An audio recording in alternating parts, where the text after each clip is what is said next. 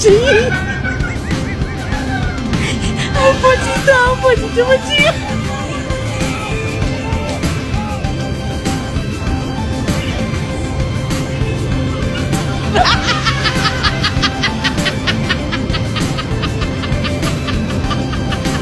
Kalau ini adalah sebuah perbuatan dari oknum, maka pemerintah wajib bertanggung jawab atasnya. Atau setidak-tidaknya yang menerbangkan pesawat ini, yang memerintahkan terbang pesawat ini, harus bertanggung jawab.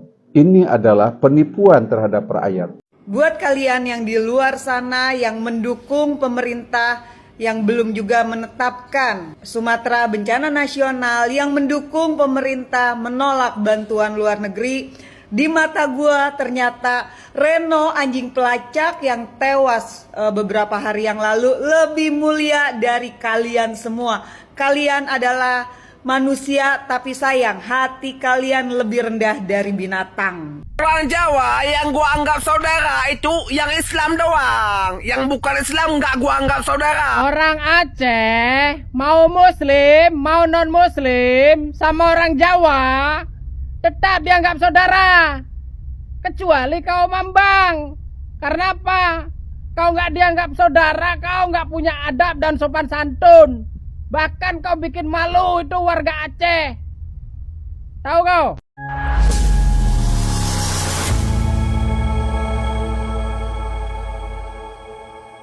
Assalamualaikum warahmatullahi wabarakatuh, saudara-saudaraku sebangsa dan setanah air. Dimanapun kalian berada, semoga kalian selalu dalam kondisi sehat walafiat. Berjumpa lagi dengan saya di Gaspol Update. Kami bukanlah buzzer pihak manapun. Kami hanya menyajikan keputusan ada di tangan Anda. Teman-teman, ini ada video yang menurut saya cukup menarik ya, yakni tentang satu keanehan lagi yang terjadi di Aceh menurut saya, yaitu bantuan kardus kosong ya yang dikirim ke Aceh yang dijatuhkan dari pesawat Hercules. Ini menjadi perhatian netizen, menjadi perhatian banyak netizen ya, cukup serius karena memang tidak seharusnya hal itu dilakukan gitu ya. Ya masa membantu korban bencana dengan kardus kosong. Dan tentu saja tidak mungkin gitu loh. Pemerintah melakukan itu dengan sengaja. Untuk apa ya? Tujuannya apa? Kalau memang ini benar ya, benar-benar terjadi gitu ya, maka pasti ada oknum yang bermain ya, yang sengaja ingin warga Aceh itu semakin membenci pemerintah pusat ya, pemerintah Indonesia, seolah-olah pemerintah itu bukan hanya tidak peduli tetapi bersifat menipu. Lama-lama saya semakin percaya teman-teman ya, bahwa memang ya tanda kutip gitu ya, semacam ada oknum di daerah yang sengaja ingin bermain ya dengan tujuan memperkeruh suasana. Ya sekarang gini aja, coba ya kita pikirkan bareng-bareng dengan logika sederhana. Mana mungkin sih kardus kosong diberikan kepada korban bencana melalui pesawat terbang. Dan celakanya proses itu direkam. Nah, memberikan kardus kosong direkam, ini kan bodoh-bodohnya orang. Dan bukan hanya direkam aja loh, kardusnya dibuka. Jadi menurut saya semacam ada upaya kesengajaan agar warga Indonesia Raya, warga Aceh, bahkan dunia internasional tahu bahwa bantuan yang diberikan kepada korban bencana itu berupa kardus kosong ya. Kemudian direkam. Nah, itu kenapa ya? Aduh, nggak ngerti saya gimana ini ya. Nah, bagaimanakah videonya dan bagaimanakah respon netizen? Mari kita tonton bersama, kemudian mari kita komentari bersama di bagian akhir video. Ini dia.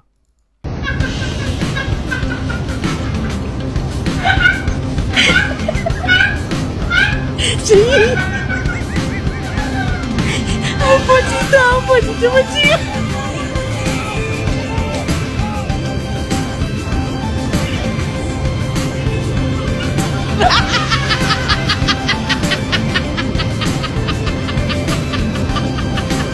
Ya, itu adalah rekaman videonya teman-teman ya. Jadi ada semacam kardus yang terbuka ya, dan nggak ada isinya sepertinya. Karena begitu dilemparkan ya terbawa angin, dan di situ ada warnanya itu merah putih, merah putih, merah putih. Nah, saya nggak ngerti gitu ya. Apakah ini benar-benar terjadi di Aceh ataukah di luar negeri, ataukah ini merupakan simulasi apa, saya tidak paham. Tetapi intinya kalau memang benar-benar ini merupakan bantuan ke korban bencana, maka ini perlu diusut. Karena saya yakin pasti bukan pemerintah yang ingin seperti ini, pasti ada yang bermain-main. Lanjut. Assalamualaikum warahmatullahi wabarakatuh. Ada sebuah video yang masuk ke beranda saya yang memperlihatkan penerjunan kantong-kantong kosong dari sebuah pesawat terbang, atau dus-dus kosong, atau apapun itu, tampaknya kosong. Dan memang ketika diterjunkan itu pada melayang, tidak langsung turun ke bawah, tapi pada melayang. Kita lihat dulu ya.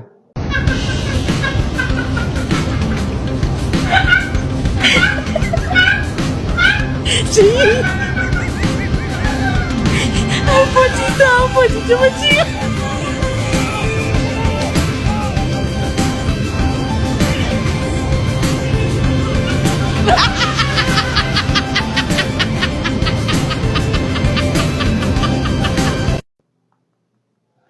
Nampak sekali kantongnya itu kosong, itu betul-betul kosong. Karena begitu diterjunkan langsung melayang, bukan turun jatuh ke bawah. Dan kelihatannya di daerah itu, di daerah bencana. Kalau ini adalah sebuah perbuatan dari oknum, maka pemerintah wajib bertanggung jawab atas itu. Atau setidak-tidaknya yang menerbangkan pesawat ini, yang memerintahkan terbang pesawat ini, harus bertanggung jawab. Ini adalah penipuan terhadap rakyat. Pak Prabowo sebagai presiden sudah memerintahkan mendatangkan 50 helikopter, tapi sampai sekarang tidak juga datang. Siapa yang bertanggung jawab atas ketidakdatangan ini? Kalau Prabowo sudah mengatakan harus berangkat, akan ditambah lagi besok 5 seperti itu. Dan tahun depan 200 katanya. Seperti makan combro lah. Beli combro atau order combro seperti itu. 200 sekaligus bisa datang di bulan Januari. Kalau ini kelakuan dari pejabat, maka pejabat tersebut pejabat bejat. Bejat moral. Tidak punya empati, tidak punya rasa. Pejabat yang tidak normal sama sekali. Betul-betul pejabat yang bejat kalau menurut saya. Karena untuk apa dia menjatuhkan dari sebuah pesawat terbang kardus-kardus kosong kalau bukan manusia bejat? Salam akal waras. Assalamualaikum. Nah, ya. Kalau memang itu benar-benar terjadi, maka itu hanya dilakukan oleh pejabat yang betul-betul bejat ya. Tapi sekali lagi kita harus memastikan apakah video itu benar, karena saat ini kan sudah zamannya digital teman-teman ya. Kadang itu ada video di tempat lain gitu kan, kemudian dikasih caption seolah-olah itu ada di tempat tertentu, padahal itu nggak ada hubungannya. Nah, makanya saya juga perlu memastikan apakah video tersebut benar-benar pengiriman bantuan ke korban bencana di Indonesia saat ini, terutama di 3 provinsi ya, Sumatera Utara, Sumatera Barat, dan Provinsi Aceh. Jangan-jangan ini merupakan salah satu bentuk simulasi ya di wilayah lain atau di waktu yang berbeda gitu. Coba teman-teman ikut berkomentar. Yang jelas kalau memang ini benar, pemerintah harus bertanggung jawab dan mengusut pihak-pihak yang sengaja melakukan hal tersebut. Lanjut. Buat kalian yang di luar sana yang mendukung pemerintah yang belum juga menetapkan Sumatera Bencana Nasional, yang mendukung pemerintah menolak bantuan luar negeri, di mata gua ternyata Reno anjing pelacak yang tewas beberapa hari yang lalu lebih mulia dari kalian semua. Kalian adalah manusia, tapi sayang hati kalian lebih rendah dari binatang. Terus lu seperti apa? Hah? Seperti apa? Kalau Kalau orang yang setuju bahwa bencana Aceh tidak berstatus bencana nasional itu katanya ibaratnya itu lebih hina lah gitu ya daripada anjing. Nah saya sekarang tanya, sedangkan elu sendiri tukang ceboknya kebo itu harga diri elu seperti apa? Coba jawab sendiri ya. Lanjut. Surat terbuka lagi buat rakyat Aceh yang aku banggakan. Di video kali ini saya tuangkan pemikiran saya lagi untuk memberikan kecerdasan, wawasan buat saudaraku yang ada di Aceh. Menurut pemikiran saya mengatakan stop kalian menggaungkan bencana Aceh sebagai bencana nasional. Karena bagi saya seorang pemimpin yang punya kecerdasan, seorang pemimpin yang punya wawasan tidak akan membiarkan rakyatnya kelaparan, tidak akan membiarkan rakyatnya kehausan. Tanpa kita minta, pasti dia akan menjadi garda terdepan di dalam membela rakyatnya. Ya, bukan berarti saya pro ke pemerintahan, pro ini, pro itu, enggak. Tetapi ini pikiran yang aku sumbangkan, pikiran harga diri. Nah, stop kita ngemis, stop kita ngeluh, tunjukin aja kita bisa. Ya, karena menurut saya makin kita teriak, dia tidak peduli. Kalau dia peduli, pasti tanpa kita teriak, dia paham. Ya. Jadi artinya, kalau pemerintah Indonesia ataupun Presiden Prabowo Subianto tidak menetapkan bencana Aceh sebagai bencana nasional, artinya ini bencana Aceh, bukan bencana Indonesia. Salam isi otak dari Lukman. Ini bencana Aceh, bukan bencana Indonesia. Ya kalau memang sudah merasa ini bencana Aceh, ya seharusnya, ya kan, jangan menyalahkan pihak-pihak lain, ya jangan menyalahkan pemerintah pusat, yang beginilah, yang begitulah, banyak menuntut inilah, banyak menuntut itulah, ujung-ujungnya mengibarkan bendera putih, ingin merdeka, tapi mengatakan ini bencana Aceh, ya jelas bencana Aceh, ya. Oh ini gara-gara pemerintah pusat bang, yang beginilah, begitulah, begini loh.